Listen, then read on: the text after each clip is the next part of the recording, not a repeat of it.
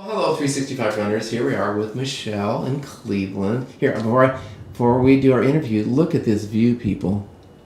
I'll have to adjust here in a second. I'm getting reflection. There we go. Can you get the barge? Oh, where is it? Oh, it's way out there. Yeah. Anyway, look, she's got Lake Erie out here. Not a bad little view. Been weird birds going by and strange ships and... Strange ships, paddle people. Right. Anyway, it's a nice view here. It's got to have some redeeming qualities in Yes. Cleveland. That's it. That's it right there. That's the only redeeming quality of Cleveland. Well, in Cleveland Clinic could save your life, maybe. Something like that. Okay, true. Okay. So. Well, I just had a great supper. Thank you so much again. Oh, you're welcome. No problem. I like to cook. I'll soon be heading back to the hotel and getting to sleep for my 24-hour thing tomorrow. I know you've met a lot of the 365 runners, but there are some that haven't met you. And so one thing people have mentioned, they're surprised by people's voice or how, what they're like if they've not met them before. So we'll see what they think of you after this is over. Gosh. I don't know. So, let's go back. How long have you been running? Oh, since I was 16. Okay. So pretty much Like cross country? No. Track? Track. Late 1970s. I was a swimmer in high school, and I'm sort of a product of Title IX because they wanted to create a women's or girls track team, and I was as a sophomore in high school.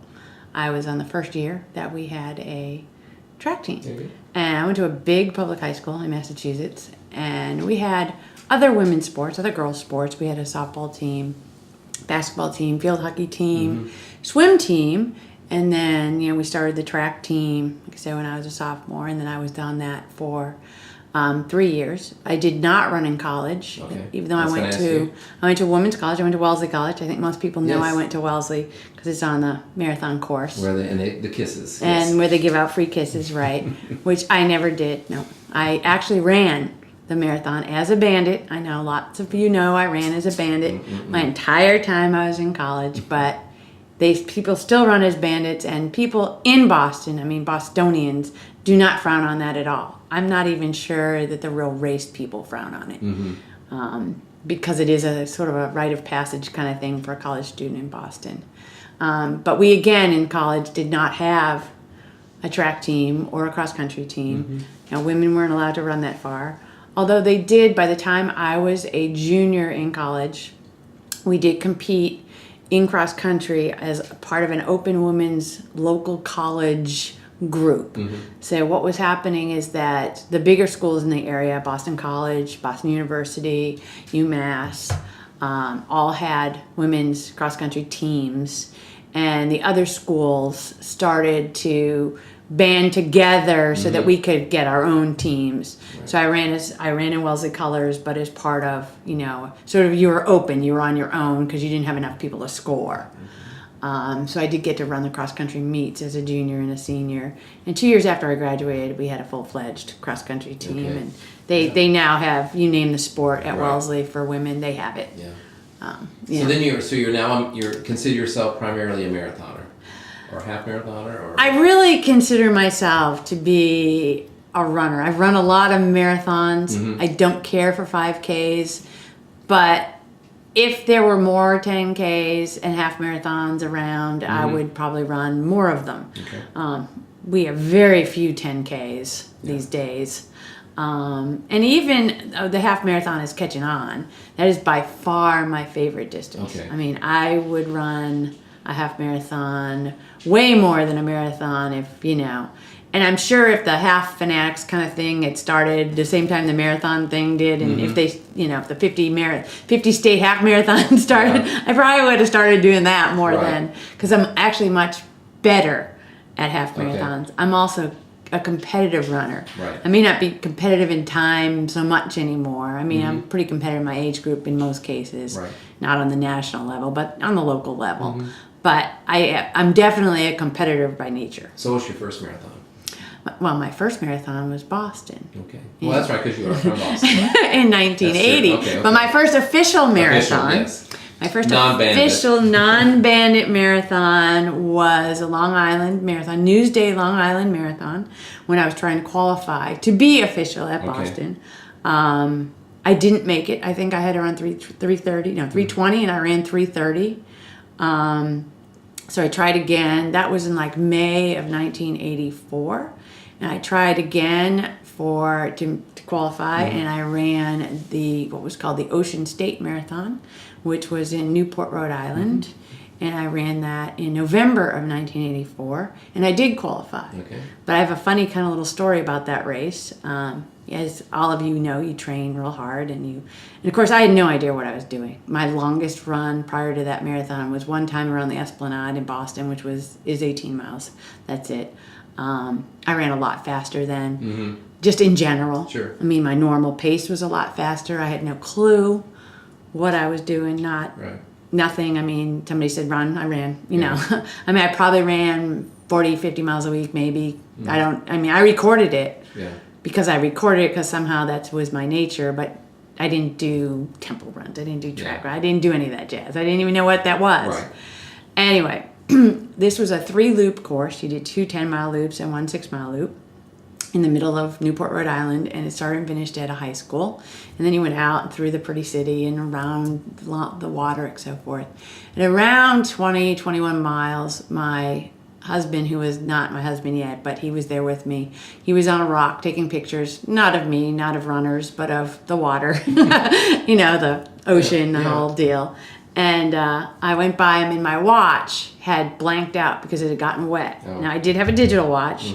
And it did have a stopwatch, but it got wet at one of the aid stations, so it was not working. So I asked him what time it was, and he told me what the clock time was. And it took me until about mile 25 or so to realize that I was going to make the time. Like, oh, wait a minute. Yeah. Cool. And I came around the last lap, and I came up to the 26-mile mark, and you had to go up this little hill, and then you had to go down the point 2. You go down the point 2 to get to the finish. And when I got to the top of the hill, I looked down, and they had one of those digital clocks, like they had those old digital clocks that they still have small races. And it said I was at 3:15 and some change, and I stopped and I walked 0.2 miles. And I finished in like 3:19 and something. But I only had to run 3:20. That's all you had to do. You did what you needed to be That's done. all I had to do. Yeah, all right. However, after that, I decided I was going to enter Boston as an official runner. And then I needed to figure out how to really do this right, how to train. And so I joined, at that time, the Boston Athletic Club. Yeah. So I joined the BAA, and I was actually a runner for the BAA running club in the late 80s. And, that's when I ran Boston officially. Yeah. 3 more times, and I ran Marine Corps, which is where I have my PR. And What is that? And 257.56. Wow. Because I was actually trying to get to 254, which I believe was at the time the Olympic qualifying for trials. Yes. Trials. Yeah, right. Not anything beyond. Yeah. And I was trying for that, and it was a shot in the dark because my fastest marathon prior to that was 3:03 at Boston. In 1986, Boston was the only one of the big marathons that still did not give prize money. So New York was given prize money, Chicago was given prize money. I mean, Chicago had all the records. Right. Steve Jones and all those guys who ran all the world records was at Chicago. New York, that was still, these were still big races. You still had the Salazars of the world racing. And so all of the big guys decided to give money, and Boston decided they would remain pure. That lasted one more year, 1986. And in 1986, I was very fortunate because there was not a big elite field for men or women. And the woman who won only ran like 2:38 or something like that, which in reality, if you look back and you'll see how slow that was for that time frame, considering, there were times like that obviously in the 70s, because when women first were able to run it. And I ran 3:03, and I was actually the 50th woman. Wow. Yeah. So that's my claim to fame. You don't get paid to be 50th, though. Right. Yeah. We'll do a little more about running, but tell us your background, your college background, or what job you do or have. Oh, okay. Real quickly. Well, I went to Wellesley College. And while I was at Wellesley, I was a chemistry major, but halfway through, I was actually pre-med, which I hated. And halfway through, I switched from being straight chemistry to chemical engineering because we have a degree program with MIT. And so I ended up I graduated from Wellesley with a degree in chemical engineering, which really didn't exist. And then I had to do one more year at MIT, which I did. And I work still as a chemical engineer. My first jobs, however, were the oil industry was bottomed out, which is probably a good thing in the end. I actually went to work for a food company. I worked for General Foods, if you guys remember General Foods, Jell-O, things like that. And I was a minute rice engineer. Woohoo. Yes, I lived in good old Dover, Delaware. That was the first time I grew up in New England and, grew up in a typical middle class family and, vacation. That meant driving to, Hampton Beach in New Hampshire or Cape Cod or, Maine, Niagara Falls once. And the only other place I had ever been, besides New York City, which I had actually been in New York City, and I had been to Quebec and Montreal, was Washington, D.C., and that's it. Yeah. So my little world was basically New England. I consider myself a New Englander still. But so when I got this job at General Foods, I spent 6 months in New York, Westchester County, and then all of a sudden they shipped me to Dover, Delaware. Dover, Delaware is, wow, in the middle of nowhere. There's a highway today. There wasn't a highway in the 1980s. Okay. But that was my first experience of being anywhere out of basically New England. Right. And then General Foods shipped me to Houston. And I was in Houston for actually Pasadena, Texas, but I lived in Houston proper. I worked at the Maxwell House plant in Houston. And then I worked at the Maxwell House plant in Jacksonville, Florida, and the Maxwell House plant in Hoboken, New Jersey.